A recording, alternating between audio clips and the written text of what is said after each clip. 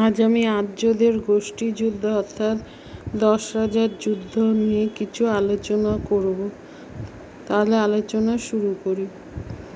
ঋগ্বেদের যুগে আর্যদের রাষ্ট্র ব্যবস্থা ছিল প্রধানত উপজাতি কেন্দ্রিক। পরবর্তী বৈদিক যুগের মতো বৃহৎ ভৌগোলিক রাষ্ট্র ঋগ্বেদের যুগে গড়ে ওঠেনি। ঋগ্বেদের যুগে আর্যরা ভরত, যদু, সঞ্জয়, অনু, পুরু, দ্রুহুত, তুর্বস প্রভৃতি উপজাতিতে বিভক্ত ছিল। ঋগ্বেদের যুগে পরিবার ছিল রাষ্ট্রের সর্বনিম্ন স্তর। পিতা, মাতা, পিতামহ ও পরিবারের অন্যান্য আত্মীয়দের নিয়ে পরিবার গঠিত হতো। রক্ত সম্পর্ক দ্বারা পরিবারের বন্ধন স্থির করা হতো। পরিবারের প্রধান বা কুলপতি বা কুলপা ছিল পরিবারের শাসনকর্তা। কতগুলো পরিবার রক্ত সম্পর্কে যুক্ত হলে গোষ্ঠী বা উপজাতি গঠিত হতো। এইভাবে ঋগ্বেদের যুগে বিভিন্ন গোষ্ঠীর মধ্যে সেই সময় প্রায়ই যুদ্ধবিগ্রহ চলত।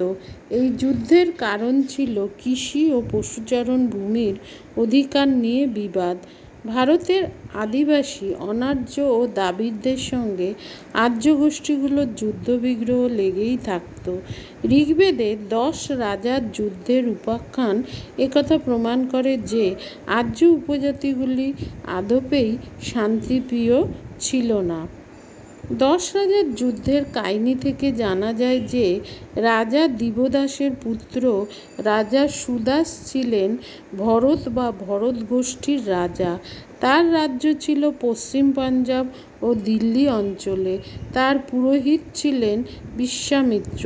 কিন্তু সুদাস এই পুরোহিতের কাজে সন্তুষ্ট না হওয়ায় তার স্থলে বশিষ্ঠকে প্রধান পুরোহিত রূপে নিয়োগ করেন।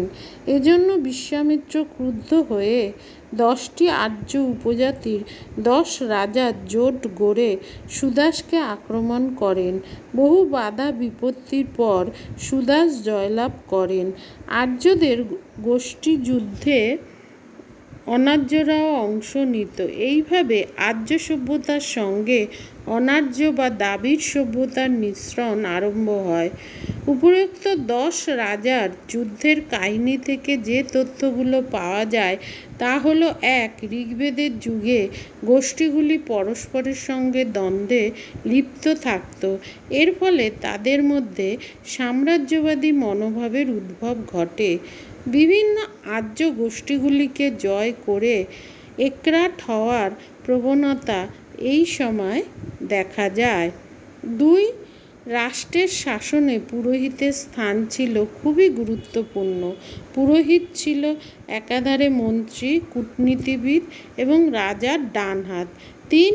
10 রাজার যুদ্ধে ভরত গোষ্ঠীর জয়লাভ বিশেষ গুরুত্বপূর্ণ। এই গোষ্ঠী আর্য সভ্যতার প্রধান স্তম্ভ হয়ে দাঁড়ায়। ভরত উপজাতির নামে এই দেশের নাম হয় ভারতবর্ষ। 4.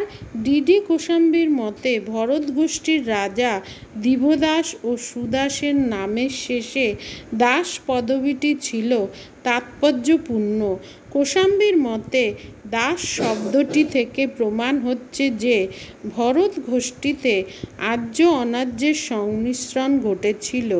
পরবর্তীকালে দাস শব্দটি যেরূপ ঘৃণাজনক অর্থে ব্যবহার করা হতো এ যুগে তা হতো না। ভরত গোষ্ঠীর প্রতিদ্বন্দ্বী 10 রাজার গোষ্ঠী খাঁটি আর্যদের জোট ছিল এমন কথা বলা যায় না। নিরন্তর যুদ্ধবিগ্রহের জন্য এবং গোষ্ঠীদের উপজাতিদের মধ্যে শৃঙ্খলা রাখার জন্য রাজপদের উদ্ভব হয়। রমিলা থাপারের মতে ঋগ্বেদের যুগে রাজারা ছিলেন প্রধানত যোদ্ধাদের নেতা।